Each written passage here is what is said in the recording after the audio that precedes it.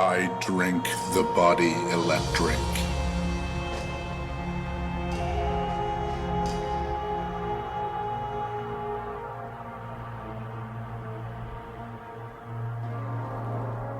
Volatile fiddles scratched discordant notes on the walls of her inner temple.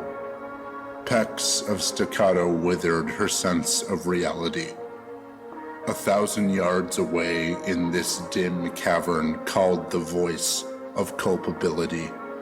Tepid gusts of disgrace swept barren throughout her lungs. Darlene looked up from her greyhound for the first time all night. Vodka and grapefruit juice. Separate, they were repulsive and bitter. United, they resemble the sea. Coarse, tolerable, comforting. "You're awake," bemused the barkeep. She gave him no response. None was earned.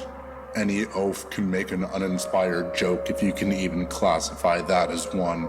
She wasn't going to dance like a monkey for any haggard man, responding with some electric quip, offering the comedic timing of a sandbag. Darlene, after staring long enough between the gorged eyes of this professional alcoholic, turned her callous gaze towards an empty table by the doorway. She pondered taking her business there. A front row seat out of sight from people too busy to notice you're there. An audible grumble exhaled from the pores of employee and customer. This was not a picturesque Wednesday evening for either. A dead bar, a dead spirit. "Come on then, I'll get you another," spouted the barkeep. "Why would I want another one right now?"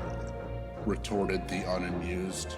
"What does this overstuffed sausage skin of a man think he's insinuating?"